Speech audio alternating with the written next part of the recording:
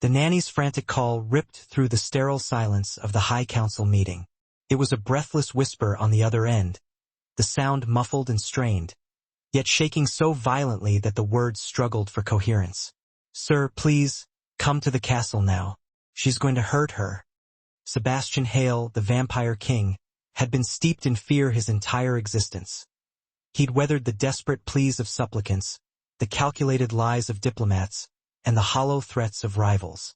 But this voice, Abigail Foster's voice, trembled with a raw, uncomplicated terror that immediately made his ancient blood turn to ice in his veins. He didn't deliberate. He was gone in a blur of motion, arriving at the castle in mere minutes. The air within his ancestral home was unervingly quiet.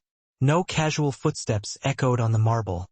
No servants' voices carried from the halls. There was only a profound, ominous silence, broken by the faint, muffled sound of a child's quiet, broken weeping. He moved like a hunter down the familiar corridor, his heart, usually a slow, steady drum, pounding harder than it had in centuries. And when he reached the sitting room and finally saw what his beautiful, poised fiancée was doing to his 6-year-old daughter, Sebastian was paralyzed by shock and a cold, brutal understanding. Just 3 months earlier, Sebastian had convinced himself that everything in his carefully ordered world was perfectly fine. Victoria moved through the castle's vast, echoing rooms as though she had been forged there, embodying an elegant, cold poise that spoke of generations of untouchable vampire nobility. She was always armed with the right, smooth words at council dinners, executed the precise, correct gestures during ancient ceremonies, and looked, undeniably, flawless standing beside him. That flawless appearance had been more than enough reason for Sebastian to consciously, willfully ignore everything else that troubled the edges of his vision. Abigail Foster had seen the rot from the very beginning.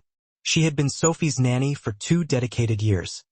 Ever since the traumatic passing of the girl's human mother, Abigail was quiet, steady, a rock of reliability. The kind of person who didn't require external recognition to execute her duties with deep care and precision. Sophie trusted her completely, implicitly. Victoria hated that connection. It began subtly, insidious, and small. A pointed comment dropped here, a dismissive, glacial look there.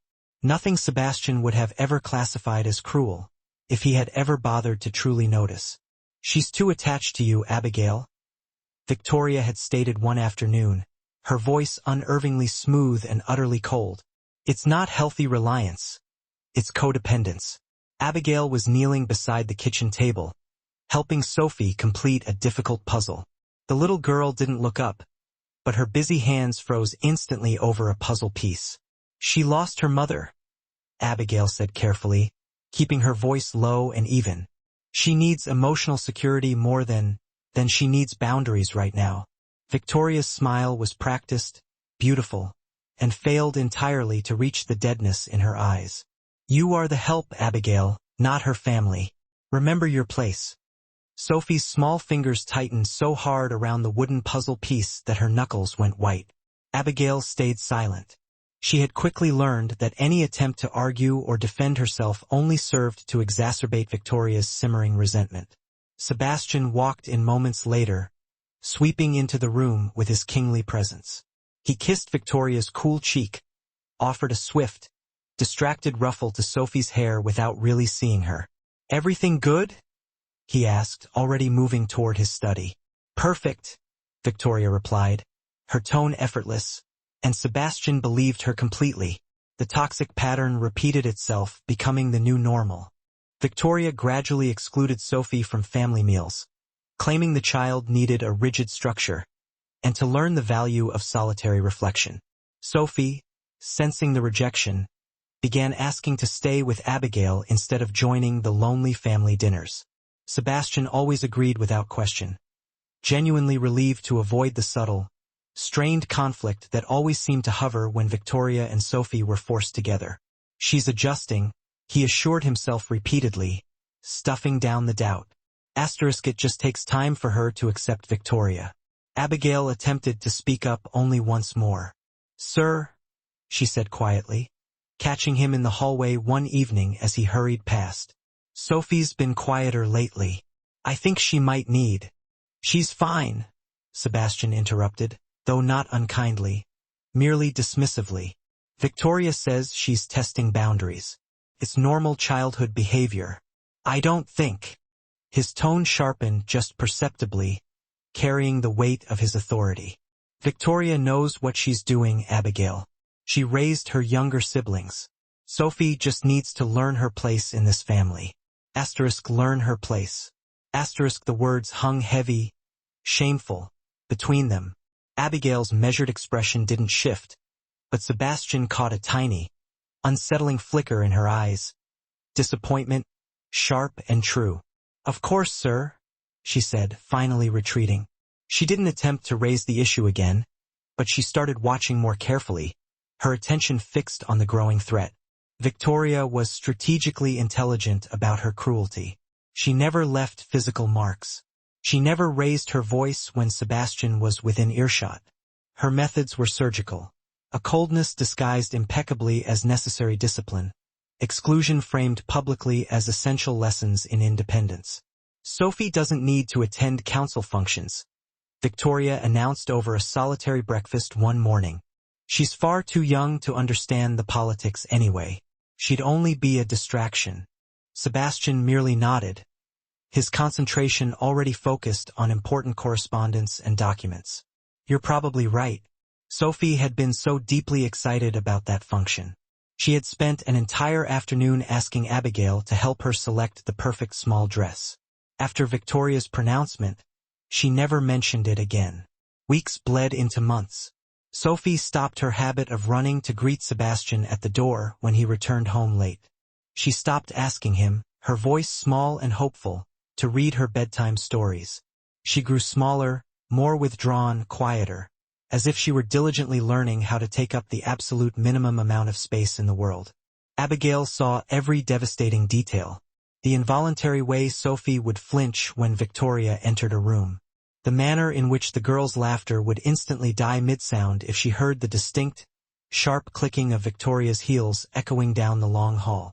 The careful, measured way she moved through the castle, perpetually trying not to be noticed. And Sebastian, he saw it too. He just chose not to understand what any of it meant. She's growing up, he told Abigail briskly when she brought Sophie to him one evening. The girl was unusually, alarmingly withdrawn. Kids go through phases. Sir, I really think. Abigail, I appreciate your concern, but Victoria and I have this handled. Handled.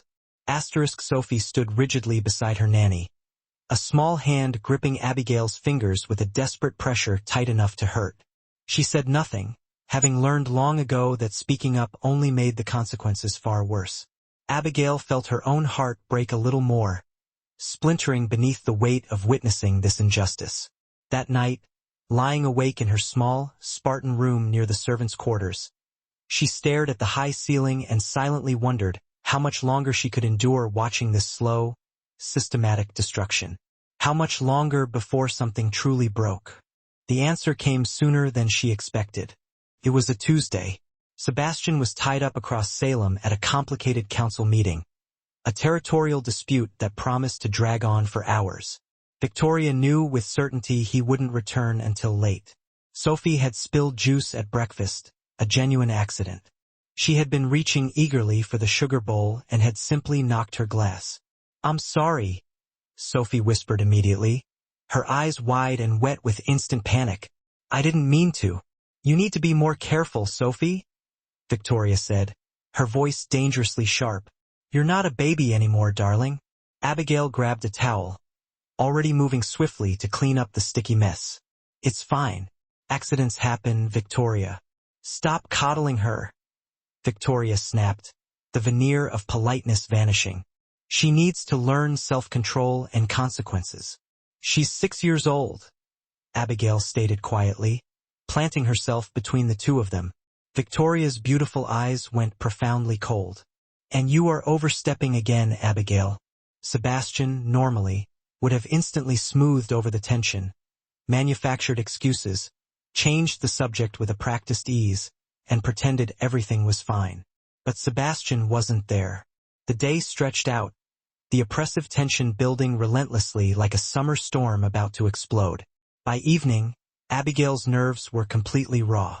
Sophie had been confined to her room immediately after lunch. Some minor infraction Victoria had willfully blown far out of proportion. The little girl had gone without any argument, too deeply accustomed to this miserable pattern. Abigail was finally in the kitchen when she heard it. Sophie's small, thin voice, unmistakably frightened. "I said I was sorry." Then, a profound, sickening silence. Abigail's blood went cold, this time from pure dread. She moved without conscious thought, running blindly through the labyrinthine castle halls, her heart hammering against her ribs like a trapped bird. She burst into the sitting room just in time to see Victoria standing menacingly over Sophie. Her expression twisted into something Abigail had never witnessed before. It was raw, utterly unguarded, and dangerously predatory. Sophie was pressed desperately into the farthest corner, her arms raised instinctively over her small, trembling face. "Don't," Abigail commanded, her voice slicing across the ornate room like a blade of steel.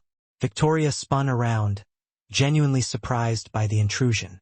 For a single, frozen moment nobody moved. Then Abigail stepped firmly between them, her hands steady despite the sheer, screaming terror rocketing through her veins. "You need to leave," Abigail said quietly, her voice low and absolute. "Now." Victoria's laugh was a sharp, cold sound. "You are giving me orders in this house, human? I am protecting her, which is more than anyone else has done," Abigail retorted, the words hanging in the tense air, sharp and undeniable. Victoria's expression instantly shifted, calculation rapidly replacing the animal rage. "Sebastian will hear about this," she promised, her voice laced with venom. "Your unforgivable insubordination. Tell him," Abigail challenged. "Tell him everything." But Victoria wouldn't. She would instantly spin the narrative, twisting the truth, making Abigail the problem, unless someone stopped her first. Abigail pulled her phone from her pocket, her hands shaking slightly. Victoria saw the movement and laughed again. A harsh, scornful sound. "Who are you going to call? Sebastian? No one will believe you over me, Abigail." Abigail pressed Sebastian's contact number. It rang once, twice. "Abigail?" His voice came through the speaker, confused, annoyed by the interruption. "Is everything? Sir, please?" Her professional composure broke just slightly, cracking under the strain. "Come to the castle now. She's going to hurt her." A heavy, absolute silence settled on the other end of the line. Then, Sebastian's voice, now utterly devoid of confusion, came through. "I'm coming." The line went dead. Abigail kept the phone clutched tightly in her hand, keeping herself immovably planted between Victoria and Sophie, and waited. Victoria's face darkened, her careful mask beginning to shatter. "You just made a terrible mistake," she sneered. "No," Abigail said quietly, meeting her gaze steadily. "I should have made this call months ago." The minutes stretched into an eternity. Sophie's small, choked crying was the only sound in the suffocating silence. And then, through the fog-shrouded windows overlooking the drive, Abigail saw the powerful headlights cutting urgently through the inky darkness. He was coming. Finally, after all this deliberate time, Sebastian was coming. Abigail just prayed it wasn't already too late to salvage the situation. The heavy castle doors boomed open. Sebastian's quick, urgent footsteps echoed down the long marble hall, approaching rapidly. The sitting room door slammed violently open. Sebastian filled the entire doorway, his wide chest heaving from the incredible speed of his arrival, his sharp eyes scanning the room and assessing the scene in a fraction of a second. Sophie huddled and crying in the corner. Abigail, standing rigidly between them, her hands steady despite the internal trembling. Victoria, standing too close, her expression caught in a momentary glimpse between unadulterated rage and something profoundly uglier. A cold, defeated malice. The air in the room felt impossibly thick, suffocating and charged with violence. "Step back," Sebastian ordered, his voice dangerously low, imbued with a chilling calm that was more terrifying than any shout. Victoria's head snapped toward him, her poise momentarily lost. For a split second, her mask slipped entirely, revealing genuine shock, quickly followed by cold calculation. She smoothed her features instantly, adopting the familiar, wounded, hurt expression she wore so convincingly. "Sebastian, thank God you're here," she managed, her voice trembling just exactly right. "She's been completely out of control tonight. I was merely trying to calm her down, but Abigail," I said, "step back." The command was absolute, cutting through her practiced words like a razor blade. Victoria's mouth snapped shut. She took one single, reluctant step backward, raising her hands in a theatrical, placating gesture of surrender. Sebastian's gaze moved, locking onto Sophie. His daughter sat pressed so tightly into the corner that she seemed desperate to disappear. Her small body curled into a tight knot, her face streaked and swollen with tears, not just from a few minutes of crying, but from hours, perhaps even longer. She looked up at him with utter exhaustion, completely devoid of hope. She looked like she had already given up on him ever helping. The realization of his failure hit Sebastian with the force of a physical blow to the chest. "Abigail," he said quietly, never taking his eyes off Sophie's small, vulnerable form. "Are you hurt?" "No, sir." Her voice remained steady, but he could detect the subtle strain of adrenaline beneath it. "But Sophie, I see her." He moved past Victoria without sparing her another glance, crossing the room in 3 long, decisive strides. He knelt slowly, deliberately, in front of his daughter, taking great care not to crowd her, not to make her feel cornered or trapped again. "Sophie," he said softly, gently, "look at me." She didn't move. "Please." Slowly, achingly slowly, Sophie's tear-swollen eyes lifted to finally meet his. What Sebastian saw reflected there broke something fundamental and deep inside him. Fear, resignation, the weary, dead-eyed defeat that no 6-year-old soul should ever carry. "I'm sorry," Sebastian whispered, his voice catching in his constricted throat. "I am so sorry, sweetheart." Sophie's lower lip began to tremble violently. "You weren't here." 3 tiny words. They landed in his chest like an irreversible sentence of condemnation. "I know." His voice cracked, rough and uneven. "I should have been here. I should have listened to Abigail. I should have seen what was happening right in front of me." He swallowed hard, his throat tight with self-loathing. "No, Sophie, I did see it, and I deliberately looked away. That's on me, not you. Never you." Behind him, Victoria made a small, contemptuous sound. Disapproval, perhaps, or sheer disbelief at his honesty. Sebastian ignored her completely. "Is she leaving?" Sophie asked, her voice barely audible, small and fragile. "Yes," he confirmed, his tone absolute. "Forever. Forever." Sophie's small shoulders sagged, the unnatural, rigid tension visibly draining out of her entire frame. She didn't start crying harder. She simply deflated, collapsing inward, as if she had been holding herself together by sheer, desperate force of will and could finally release it. Sebastian slowly opened his arms, offering her the choice, the safety she desperately needed. Sophie hesitated only for a moment before she launched herself forward, burying her face into the silk fabric covering his chest. The sobs began then, deep, wrenching, guttural sounds that shook her entire small body. He held her carefully, one hand cradling the back of her head, protective and firm. "I've got you," he murmured into her hair. "I've got you now, sweetheart." Over Sophie's head, Sebastian finally looked at Victoria.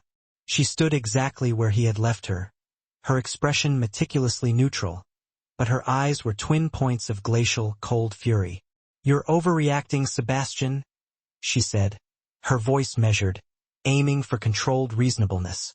"She misbehaved. I was merely handling it as your future wife should." "By doing what exactly?" Sebastian challenged, his voice dangerously soft. Victoria's jaw tightened visibly. "Discipline, structure, boundaries, things she clearly requires. since no one else in this house will bother to provide them. Get out. Silence. Victoria blinked, stunned. What? Pack your things, Sebastian commanded, his voice cold and final.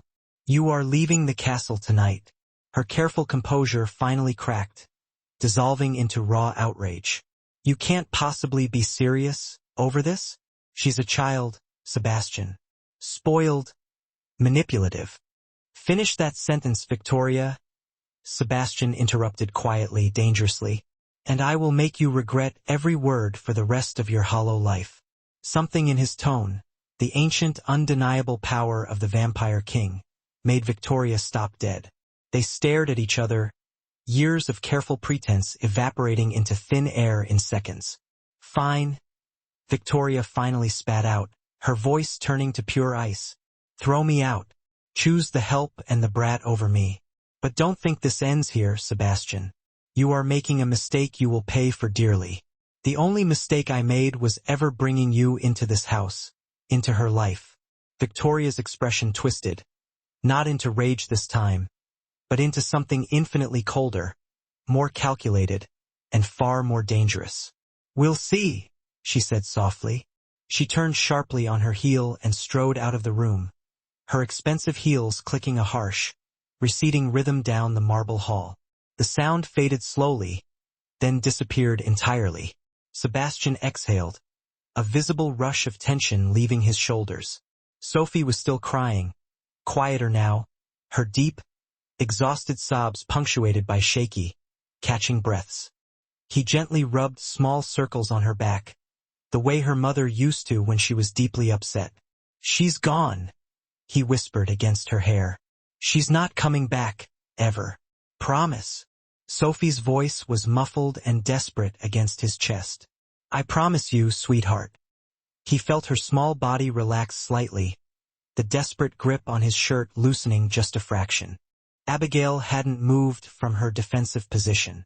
She stood where she had been the entire time, her arms still slightly raised and rigid, as if her body hadn't quite registered the profound fact that the immediate danger had truly passed. Sebastian looked up at her, their eyes meeting across the tense space. He saw everything he had stubbornly refused to acknowledge for months.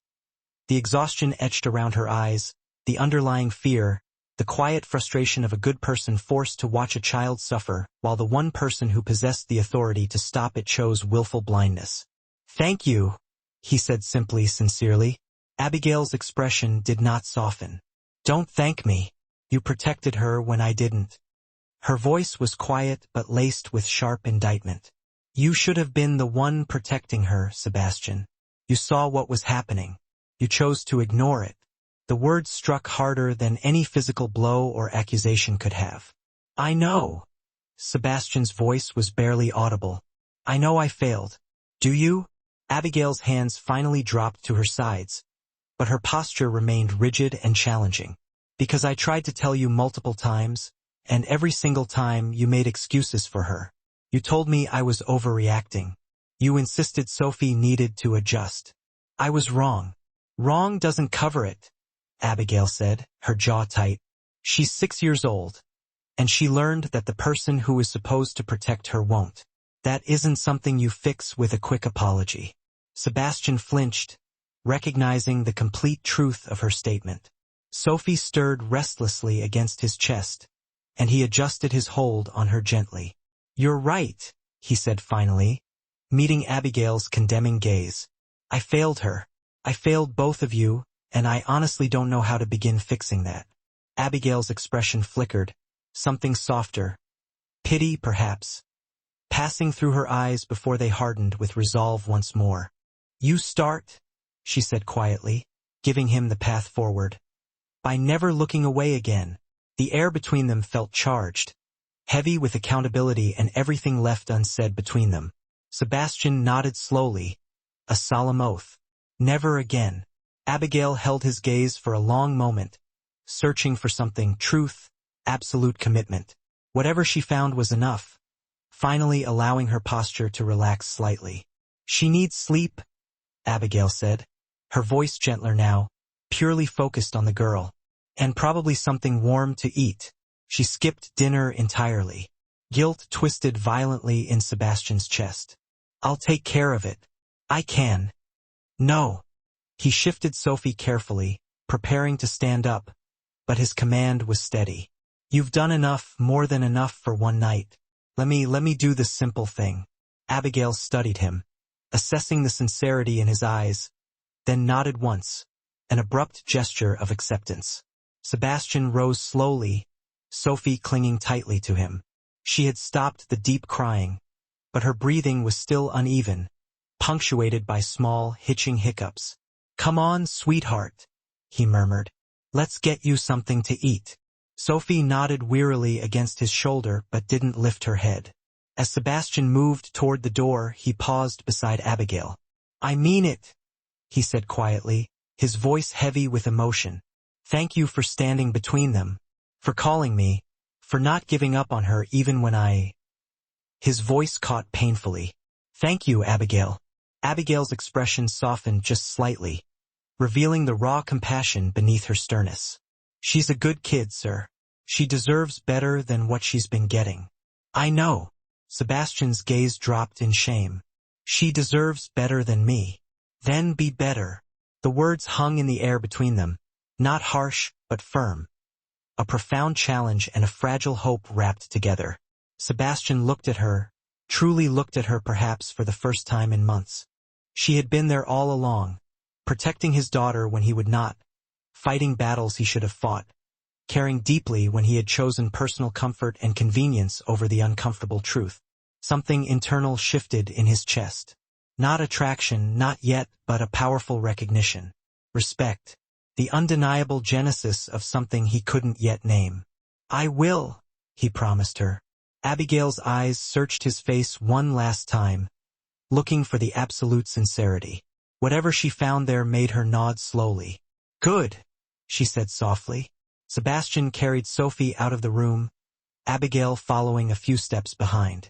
The castle felt profoundly different now, quieter. Like the very air itself had changed, cleansed by Victoria's venomous absence. In the massive, dimly lit kitchen, Sebastian sat Sophie down carefully at the table. She still refused to let go of his hand. What do you want to eat? He asked gently. Sophie shrugged her small shoulders, eyes cast downward. How about toast with lots of honey? Tiny, slow nod. Abigail moved toward the counter, instinctively reaching for the loaf of bread, but Sebastian caught her wrist gently. I've got it, he said, asserting himself. Please, let me. Abigail hesitated, then stepped back, allowing him the space. Sebastian made toast. It was simple, domestic, mundane, something he likely hadn't done in decades, but his hands were steady, focused entirely on the task. Sophie watched him with cautious hope, that nascent hope beginning to edge out the exhaustion in her eyes. When he set the plate of warm toast in front of her, she picked up a piece slowly, taking a small, tentative bite. Good? He asked. She nodded again. Something cold and hard in Sebastian's chest finally loosened. Abigail stood near the doorway, arms crossed loosely, watching them both. Her expression was now unreadable, but her eyes held a soft, watchful glow. Sebastian met her gaze over Sophie's head. Neither of them spoke. They didn't need to. The charged air between them now carried weight, an unspoken understanding, perhaps the arduous beginning of trust being rebuilt from emotional rubble. Outside, a dense fog rolled through Salem's ancient streets, thick and concealing. And somewhere within that obscuring fog, Victoria was already planning her next move. But here, in the warm, focused light of the castle kitchen, Sebastian sat beside his daughter, and finally chose to see. 3 blocks away from the castle gates, Victoria's luxury car idled in the dense darkness, the engine a low purr. She pulled out her phone, her thumb scrolling deliberately through contacts until she found the one she needed. Her smile was cold and entirely predatory as she pressed the dial icon. I need to report something immediately to the Elder Council about Sebastian Hale and his utterly inappropriate human pet. The first overt threat materialized 2 days later. Abigail was walking back from the open-air market, her arms heavily laden with bags of fresh groceries for Sophie's breakfast. The pervasive fog hung thick and damp over Salem's cobbled streets, muffling all sound, turning familiar, sharp corners into strange, unsettling shapes. She didn't see the figure until it stepped directly and deliberately into her path. Victoria. Abigail stopped short, her heart kicking hard and violently against her ribs. Enjoying your victory? Victoria's voice was like silk sliding over steel wire, dangerously smooth. Playing house with the vampire king and his pathetic brat? Move, Abigail said quietly, refusing to retreat. Victoria's smile was frigid. Or what? You'll call him again? Hide pathetic behind Sebastian's title like you always do? I'm not hiding behind anyone. No. Victoria took a menacing step closer, forcing Abigail to stand her ground. Then you should know that I filed a formal, comprehensive complaint with the Vampire Council yesterday about Sebastian's appalling judgment, his inappropriate, deeply compromising attachment to human staff, and his ongoing neglect of ancient vampire tradition in favor of mortal sentimentality. Abigail's grip tightened painfully on the grocery bags. You're lying. Am I? Victoria tilted her aristocratic head, studying Abigail with cruel amusement. The council takes these matters extremely seriously, especially when it involves the king fraternizing, scandalously, with someone so far beneath his station. Someone, perhaps, who clearly has designs on a position she could never possibly fill. I don't want. Don't you? Victoria's eyes glittered with malicious knowing. You think I didn't see the way you looked at him? The way he looked at you in that kitchen? The relief you shared? You're already poisoning him against his own kind, Abigail. That's not. It doesn't matter what is true, Victoria interrupted, cutting her off cleanly. What matters is what the council believes, and I can be very, very convincing. She took a graceful step back, her triumphant smile widening. Watch yourself, Abigail. Salem can be exceedingly dangerous for small, forgettable humans who forget their prescribed place. She disappeared swiftly back into the dense, churning fog before Abigail could even formulate a reply. Abigail stood frozen in place for a long, panicked moment, the grocery bags digging deep into her hands, her heart racing uncontrollably. Then she ran. Sebastian was deeply engrossed in his study when Abigail burst violently through the door, breathless and frantic, her eyes wide with shock. She threatened me? Abigail said without preamble, her chest heaving. Victoria. Just now, on Market Street. Sebastian was instantly on his feet, all royal composure gone. Did she hurt you? No, but... Abigail set the groceries down haphazardly on a side table, her hands shaking slightly. She said she filed a complaint with the council about you. About us. Us? Abigail's pale cheeks flushed with distress. She's claiming you're compromised because of me, that you're neglecting vampire tradition for... She stopped, unable to articulate the full, venomous charge. It doesn't matter. The point is, she's going after you through me. Sebastian's jaw tightened, his anger cold and precise. She can file whatever nonsense she wants. The council knows me, Abigail. Do they? Abigail met his gaze, refusing to be placated, because she seemed pretty confident they would listen to her. A tense silence stretched between them. Sebastian moved slowly around the large mahogany desk, closing the distance between them. I won't let her hurt you, Abigail. This isn't about me, Sebastian. Yes, it absolutely is. His voice was firm, resolute. She's targeting you because she knows it's the only way left to get to me, and I won't allow it. Not after everything I've already allowed. Abigail's strained expression softened slightly, recognizing the deep shift in his commitment. Sebastian, if this causes political problems with the council, then I will handle it. He reached out, hesitating briefly before touching her shoulder, his hand firm and grounding. You stood between Victoria and Sophie when I wouldn't. You showed me what true bravery and loyalty look like. Risked everything. I'm not going to let you face this alone. The very air between them had thinned, charged not just with tension but with a profound, terrifying possibility. Something neither of them had dared to name until this moment. Abigail looked up at him, her gaze penetrating the rigid composure he usually maintained. She was searching his face for the truth beneath the practiced formality. "Why?" she finally managed. "Because you were right." Sebastian's hand, which had been resting tensely at his side, dropped completely, but he didn't step back. He leaned in, an irreversible movement. "About everything. About Victoria? About Sophie? About me?" His voice lowered further, becoming a deep, resonant rumble that only she could hear, raw with confession. "You saw what I refused to see. You cared when I didn't, and He stopped, a muscle ticking in his jaw, something utterly raw crossing his carefully guarded features, shame and revelation intertwined. "You what?" Abigail whispered, her heart hammering a frantic rhythm against her ribs. "I should have listened to you from the beginning." It wasn't what he'd started to say. They both knew the far more consequential word he had swallowed. A word that contained commitment, future, and vulnerability. But it was enough for now. The admission of his failure was a greater connection than any premature declaration. Abigail's hand lifted almost unconsciously, drawn by an invisible current, resting against the solid, steady beat of his chest. "We'll figure this out." The singularity of the pronoun settled between them, a silent pact. She nodded slowly, cementing the decision in her heart. "You're not doing this alone either." Sebastian's hand covered hers, warm and solid, a promise in its weight. "I won't let anything happen to you. Promise." "You can't promise that." Her voice held the quiet certainty of someone who knew the world was rarely fair. "Watch me." The intensity in his eyes flared, the depth of his intent making her breath catch in her throat.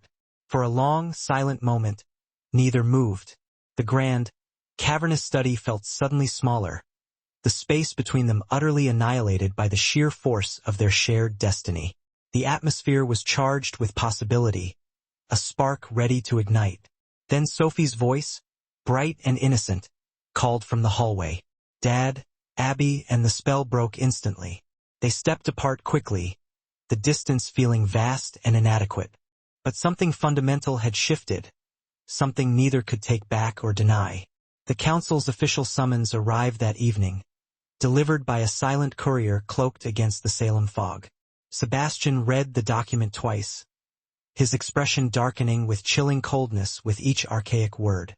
It was a formal inquiry into allegations of compromised judgment and inappropriate conduct unbecoming a council member. Abigail stood beside him, reading over his shoulder, the heavy parchment crackling slightly under her touch. "When?" 3 days.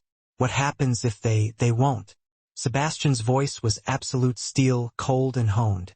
"Victoria made a mistake. She thinks she can manipulate the council the way she manipulated me, using shame and tradition. But the council deals in evidence, not emotion. And if she has evidence?" Sebastian looked at her, something fierce, unyielding, and utterly protective burning in his eyes. "Then we'll give them truth. All of it." Abigail nodded slowly, a deep resolve settling in her stomach. Outside, Salem's legendary fog pressed against the study windows, thick and concealing, muffling the sounds of the mortal world. A perfect shroud for the ancient battle about to commence. Quick pause. "Where are you watching from?" Your comments help bring more stories like this. Somewhere in the city, Victoria was building her case brick by careful, calculated brick, relying on prejudice and the weight of centuries-old tradition. But in Sebastian's study, under the warm amber lamplight, 2 people who'd been strangers mere weeks ago stood shoulder to shoulder, their hands brushes occasionally, fortified by shared risk and ready to face whatever came next together. The council chamber doors opened, massive oak gates inlaid with tarnished silver. 7 pairs of ancient eyes, heavy with centuries of history, turned toward Sebastian and Abigail, judging them instantly. Victoria stood across the vast room, perfectly composed, her smile sharp and dangerously bright, like broken glass catching the light. This was not merely a hearing. This was going to be a battle for more than Sebastian's seat. It was a battle for his soul. The council chamber itself was built from stone older than Salem itself, the air heavy and cold, smelling faintly of mineral dust and age. 7 massive chairs, carved from dark, fossilized wood, were arranged in a somber semicircle, each occupied by a vampire who'd seen empires rise and fall. Their faces were like carved marble, expressions completely unreadable, devoid of human warmth or sympathy. Sebastian stood directly in the center of the vast, cold room, feeling the intense pressure of every gaze. Abigail stood rigidly beside him. She held herself perfectly still, maintaining a facade of composure, but he could see the precise tension in her shoulders, the way her hands were gripped tightly against each other to keep them from betraying even a tremor of fear. Victoria sat to the left, serene and confident, flanked by two elder council sympathizers she'd spent years cultivating. Her posture was immaculate, her expression a mask of martyred concern. She truly thought she had already won. Elder Matthias, the most ancient among them, spoke first, his voice like dry gravel scraping across rough stone, demanding immediate attention. Sebastian Hale, you stand accused of compromised judgment, neglect of vampire tradition, and inappropriate conduct with human staff. How do you answer? Not guilty, Sebastian said clearly, his voice echoing cleanly off the stone walls, showing no trace of the anxiety he felt. Matthias's eyes, dark and ancient, didn't blink. The accuser will present evidence. Victoria rose gracefully. She moved to the center of the chamber, her movement so fluid it seemed as though she were gliding across a ballroom floor instead of a judicial stage.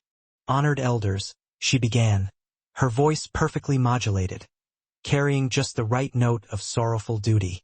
I come before you with a heavy heart. Sebastian and I were engaged to be married. I lived in his home, witnessed his daily conduct, and what I saw troubled me deeply. She paused, letting the calculated weight of the words settle into the profound silence of the chamber. He has allowed a human, his nanny, to exert inappropriate influence over his household and his daughter. He prioritizes her emotional opinions over necessary vampire tradition and structure. He has isolated himself from our community, choosing mortal company over his own kind, sacrificing his duty for comfort. Her gaze flickered to Abigail, sharp and deliberately cutting.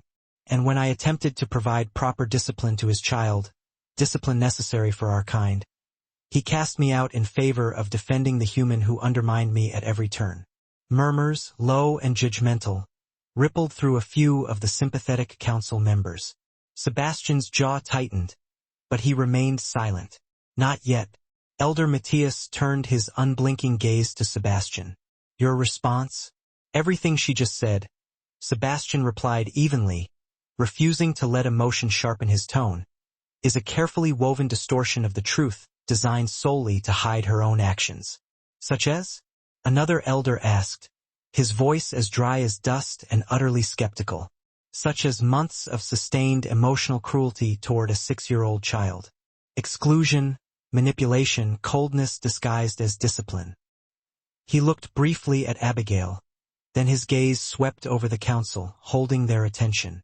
My daughter learned to be afraid in her own home because I was too blind and too distracted by guilt to see what was happening right under my roof. Victoria's serene expression flickered just for a second. A flash of genuine panic swiftly masked. That's absurd, she said smoothly with practiced outrage. The child was difficult and spoiled. I merely attempted to provide structure. You attempted to break her, Sebastian cut in, his voice now laced with undeniable anger. And when my nanny stood between you and my daughter, you targeted her instead. I did no such thing. Victoria maintained her innocence with practiced ease. You threatened her on Market Street 2 days ago. Sebastian's voice was now pure steel, cutting through her facade.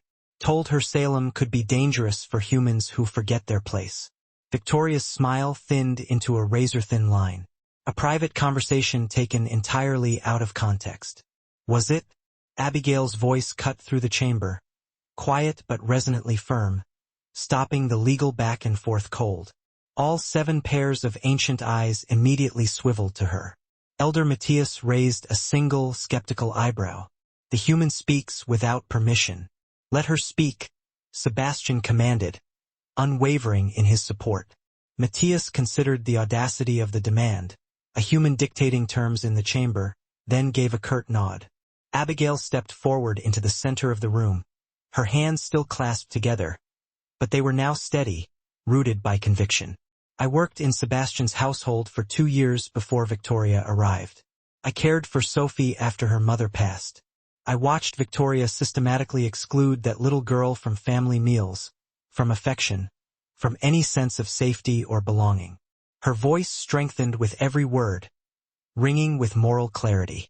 And when I tried repeatedly to tell Sebastian what was happening, Victoria made sure he didn't listen. She isolated him, manipulated his guilt over his late wife, and made him believe that loving her meant choosing her over his child. Victoria's polished composure cracked visibly. She's lying. She invented this. I have witnesses, Abigail said simply, confirming the depth of her preparation. The chamber went completely silent, the air thick with tension. Elder Matthias leaned forward, his ancient curiosity piqued. Explain. Abigail pulled a folded piece of paper, a humble, common thing, from her pocket. I took sworn, voluntary statements from 3 other household staff members. They witnessed Victoria's treatment of Sophie, the coldness, the calculated exclusion, the moments when Sebastian wasn't there to see. She held out the paper and handed it to the nearest elder. Victoria's face went from an angry white to a flushed, dark crimson. Those are mere servants. They'll say anything she tells them to. They're sworn affidavits. Abigail interrupted, her gaze unflinching, given voluntarily, with crucial details Victoria couldn't have known I documented. The elder read slowly, his expression unchanging, then passed the document to Matthias. Matthias read the statements, his ancient eyes flickered briefly to Victoria, then returned to the paper. The cook reports, he read aloud, his flat, dry voice emphasizing the damning nature of the statements, that on March 15th, Victoria sent Sophie to her room without dinner for spilling water. The child was 4 years old at the time. Victoria's throat worked convulsively. Children need discipline to understand control. The gardener reports witnessing Victoria berating Sophie for playing too loudly in the garden, calling her an embarrassment to the Hale lineage. Matthias's voice was utterly flat, carrying no judgment, which somehow made the details worse. The housekeeper reports that Victoria specifically forbade staff from comforting the child when she cried at night, claiming it would spoil her character. Each word landed in the room like a heavy, cold stone. Victoria's hands clenched so tightly her knuckles were white. They're twisting everything. I was trying to help Sebastian maintain tradition. You were trying to erase her, Sebastian said quietly, his gaze locked on Victoria. You wanted a household that revolved around your perfect image and your power. And when my daughter stood in the way of that, you made her disappear piece by painful piece. The chamber was silent once more, except for the faint sound of the wind rattling the old stone outside. Elder Matthias set the paper down, looking up at Abigail. And the night in question when you were dismissed from the household. Abigail's voice was steady, unwavering, carrying the full weight of the climax. I found Victoria standing over Sophie. The child was terrified. I called Sebastian because I believed. She paused, choosing her words carefully and precisely. I believed the situation had escalated beyond verbal cruelty. She's implying I would have struck the child, Victoria shrieked, her voice finally breaking its careful control. That's a lie. I never. But you were going to, Sebastian said, his voice deadly calm. Victoria whirled on him, her mask utterly gone. You don't know that. I saw your face when I walked in. His voice was cold, clinical. I saw Sophie's terror. I saw Abigail standing literally between you and my child. And I saw exactly what I'd been refusing to see for months.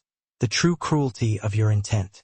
He stepped closer to Victoria, encroaching on her space. You weren't adjusting. You weren't providing structure. You were punishing a child simply for existing.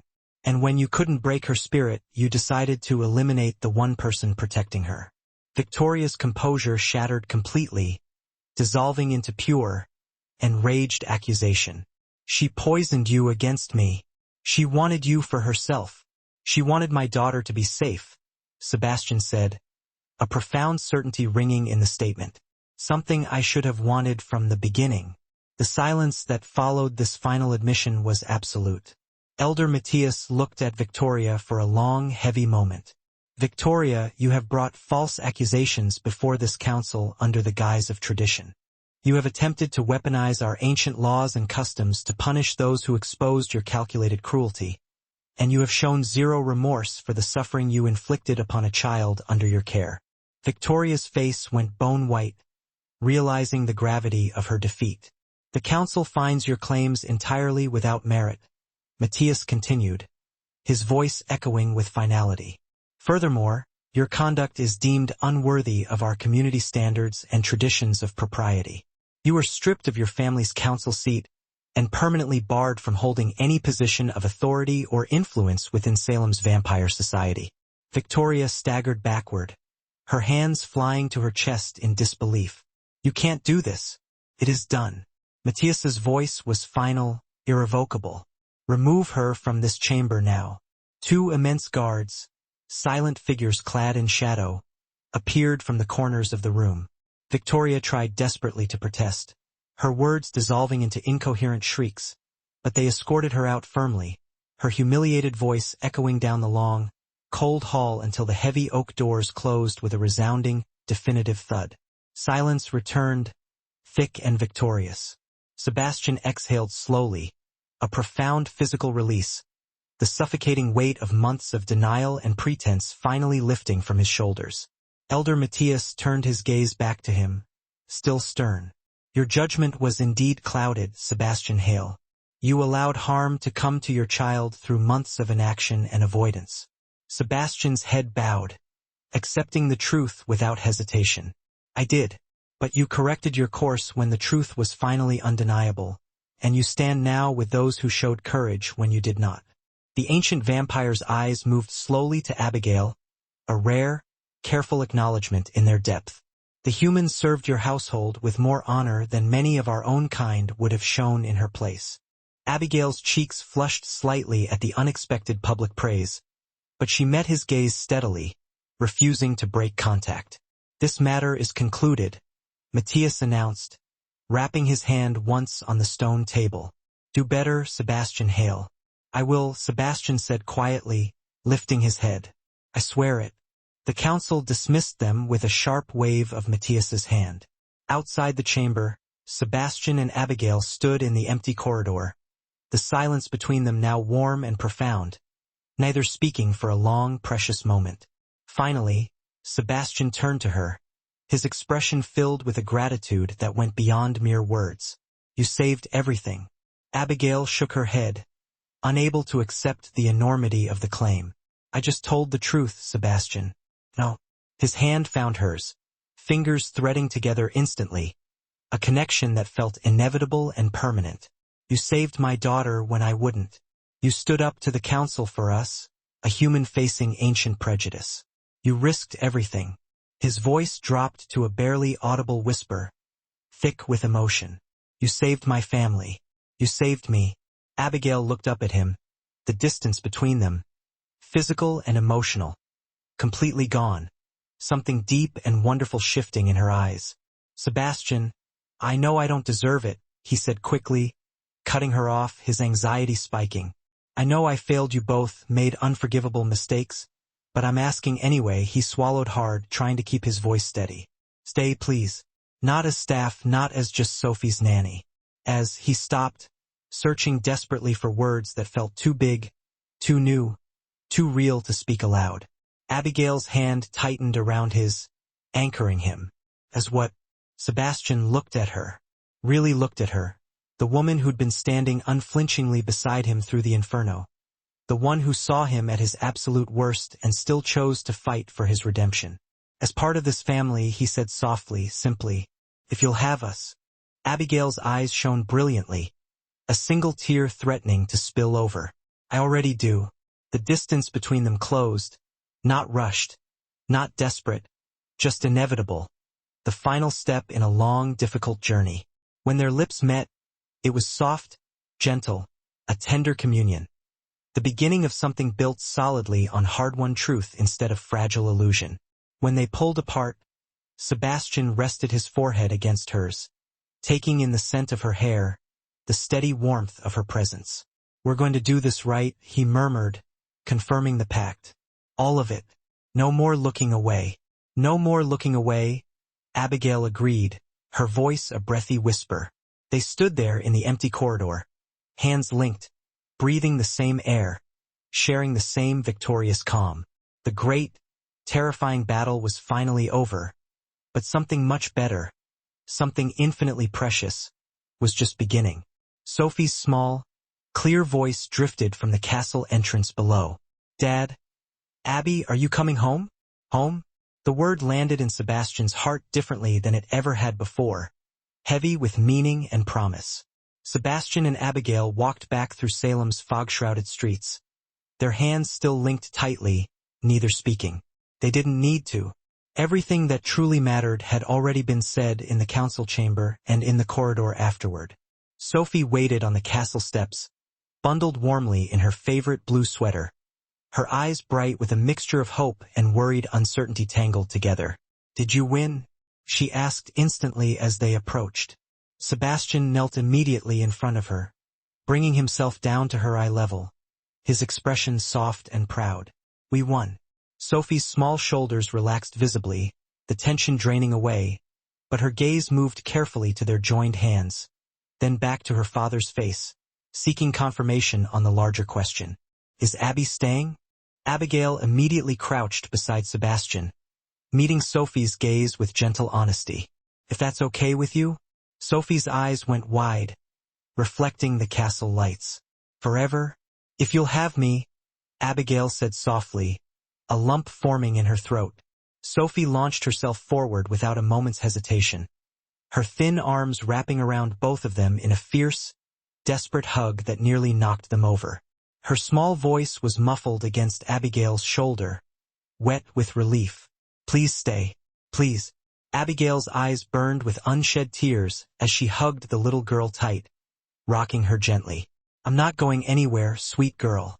Sebastian's arm came around both of them, pulling his family close, surrounding them in an impenetrable circle. For the first time in longer than he could remember, perhaps ever, everything felt profoundly, perfectly right. Weeks later, the castle had changed in small, vital ways that accumulated into an atmosphere of lightness. Laughter, genuine and unrestrained, echoed through the vast halls again, not just polite propriety. Sophie's crayon drawings covered the refrigerator doors in the kitchen, bright, chaotic splashes of color in a space that had been too formal, too coldly immaculate for too long. The kitchen smelled like fresh bread most mornings because Abigail had patiently taught Sophie how to knead dough. Now, the little girl insisted on baking a new loaf every Sunday. Sebastian found himself present in ways he'd never been before. Not just physically occupying the space, but actually there, helping Sophie with her homework, reading ridiculously imaginative bedtime stories, sitting fully engaged at the breakfast table instead of disappearing into council business before dawn. He'd meticulously restructured his entire schedule around Sophie, around Abigail, around the fragile, beautiful family they were building together. "You're different," Elder Matthias had commented dryly during a recent council session, not disapprovingly, just observing the change in the powerful vampire. "I am," Sebastian had agreed, meeting the ancient's gaze without apology. "Better?" Sebastian thought of Sophie's explosive laughter that morning, of Abigail's quiet, contented smile over coffee, of the startling, wonderful fact that his daughter no longer flinched when he entered a room. "Yes," he'd said, "better." Now, standing in the castle's main hall as the late evening light filtered through the tall, narrow windows, Sebastian watched Abigail help Sophie hang a new drawing. It was some elaborate, colorful scene involving a castle, a valiant princess, and what appeared to be a very tall vampire with a disproportionately large crown. "Is that supposed to be me?" he asked, moving closer, circling the artwork with amusement. Sophie grinned, bursting with pride. "You're the king." "Obviously," he teased. "Obviously." He studied the drawing more carefully. "And that's you." Duh. Sophie pointed to a smaller, brightly drawn figure standing right beside the crowned king. "And that's Abby. She's the queen." Abigail's cheeks flushed a lovely rose color. "Sophie, I'm not." Not yet, Sophie said matter-of-factly, as if stating universal law. But Dad's going to ask. Right, Dad? Sebastian's hand found Abigail's, seamlessly threading their fingers together as they stood looking at the drawing.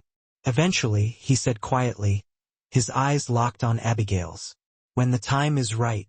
Abigail's breath hitched faintly. Sebastian, no rush, he assured her, his thumb stroking her hand.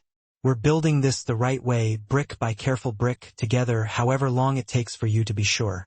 Sophie made an exaggerated sigh, placing her hands dramatically on her hips. Adults are so slow. Abigail laughed, the sound bright, free, and utterly joyful. Sebastian pulled them both close, tucking Sophie securely between them. For a moment they just stood there, suspended in perfect peace. Three people who'd found their way to each other through profound darkness, terrible mistakes, and finally, the undeniable truth. I love you both, Sebastian said quietly, the declaration effortless and true. More than I knew was possible. Sophie squeezed tighter, pressing her face into his side. Love you too. Abigail's hand came up to rest against Sebastian's chest, settling precisely over his heart. We love you too. The castle settled around them, no longer a tomb of formality but warm and safe. Finally theirs. Outside, Salem's fog rolled through the streets like it always had, mysterious and concealing. But inside, light spilled warmly from every single window.